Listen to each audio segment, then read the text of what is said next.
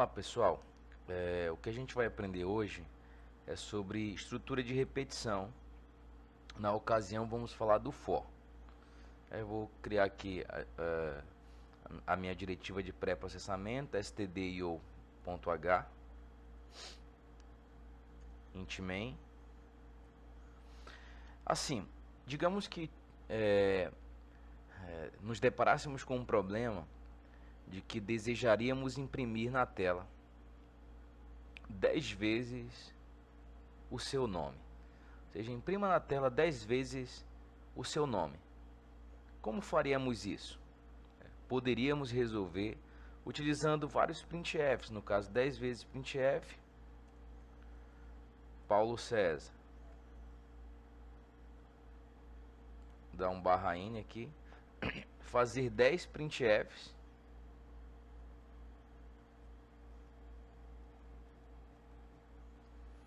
E ele imprimiria 1, 2, 3, 4, 5, 6, 7, 8, 9, 10 vezes o meu nome na tela.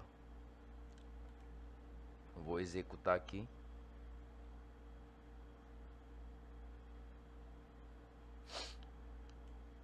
Imprimiu 10 vezes o meu nome na tela. Ok. Resolveu o problema, resolveu. Mas digamos que queremos imprimir 1000 vezes esse nome na tela. Será se seria prático a gente está escrevendo 1000 printfs na tela para ele executar essa impressão do nome na tela, imprimir o nome na tela? Claro que não. Existem funções, no caso estruturas de repetições, que nos permitem fazer isso na linguagem de programação. Não sei se você lembra, mas na disciplina de lógica de programação você deve ter aprendido sobre o para. O para de 1 até 10 faça, e escreveu o número na tela. É isso que a gente vai aprender hoje. Vamos aprender a estrutura de repetição for, que nada mais é do para. A estrutura de repetição for, ela, como todas as outras estruturas de repetição que nós vamos aprender, ela precisa de uma variável de controle. No caso, eu vou criar uma variável aqui, que é a variável i.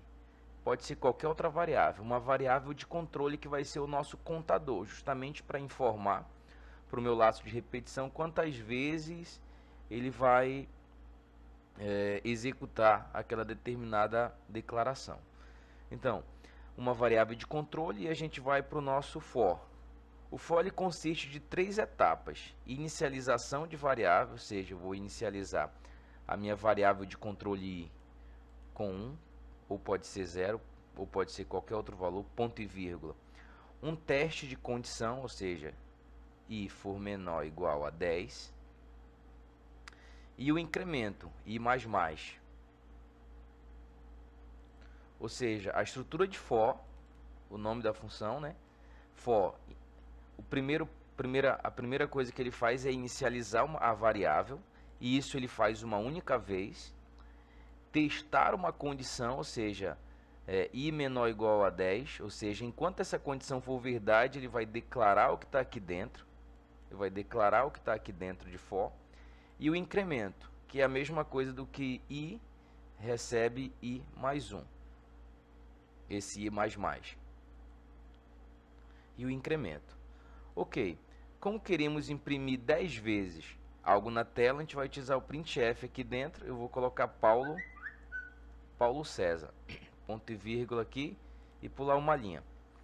O que esse programa faz, professor? Bom, a finalidade dele é imprimir o meu nome na tela 10 vezes na tela. Por quê? Declara uma variável, primeiramente,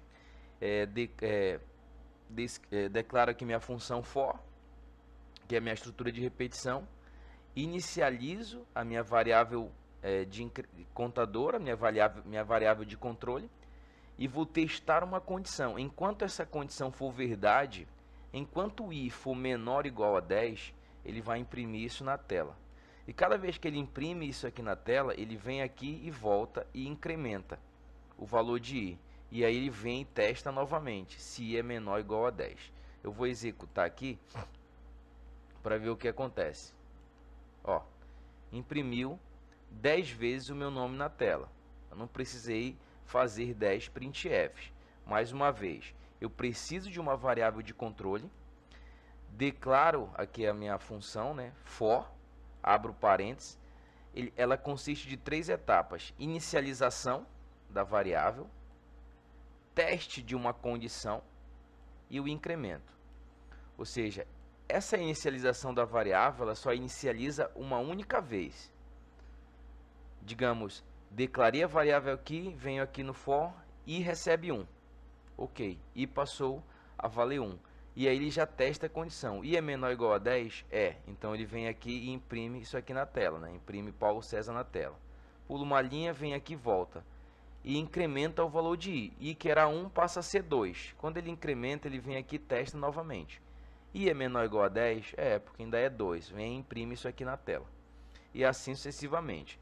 Olha só, se eu colocar aqui para ele exibir o valor de I, para a gente ver como o valor de I está sendo contado, ó, a gente vai ver como o valor de I ele vai 1, 2, 3, 4, ele vai até 10 aqui dentro.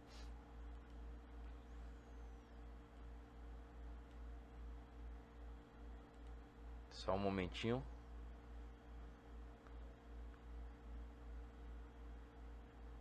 Olha aí, ó. Paulo César 1. Isso aqui é o valor de I que eu estou exibindo para vocês. 2, 3, 4, 5, 6, 7, 8, 9, 10. Quando ele chega em 10, o I, ele vem aqui. 10 é menor ou igual a 10? Não é menor, mas é igual. Então ele imprime o conteúdo na tela e o valor de 10. Quando ele imprime, ele vem aqui e incrementa. O I que era 10 passa a ser 11. Quando ele vai testar a condição, 11 não é menor nem igual a 10. Se ele não é menor nem igual a 10, isso não é verdade, então ele não entra mais na estrutura, não entra mais no laço de repetição que a gente chama. Não entra aqui dentro do for. Uma outra coisa é que aqui dentro do for você pode fazer qualquer coisa, pode utilizar até a estrutura de condicionais, if, else, você pode utilizar scanf aqui na tela também. Deixa eu só olhar o nosso tempinho. Já tem. Vamos fazer agora, utilizando esse mesmo algoritmo aqui, um algoritmo que o usuário digite 10 vezes um número. Como é que eu faria? Bom, eu tenho que ter sempre essa variável de controle I e eu vou declarar uma variável que o usuário vai digitar, a variável num. Ele vai digitar 10 vezes um número na tela. Somente isso, só para a gente exemplificar. Então, o que eu faço aqui dentro? Printf, digite o... Eu vou fazer assim, ó, primeiro, né, para aparecer o número 1, porcentagem de número, 2 pontos, vírgula I, o valor de I. Scanf aqui dentro da estrutura de repetição, porcentagem de, vírgula e comercial num. E o que esse algoritmo vai fazer? Olha só, ele vai ler 10 números, vai pedir para que o usuário informe 10 números. Vou executar ele aqui. Demora um pouco aqui por causa desse meu antivírus. Ó, digite um número. Ele entrou e recebeu 1, I é menor ou igual a 10. Ele entrou aqui dentro do for e pede digite o primeiro número. Vou digitar 10. E aí ele entra novamente, ou seja, ele vai repetir 10 vezes. Digite o segundo número, 20. E assim sucessivamente ele vai pedir.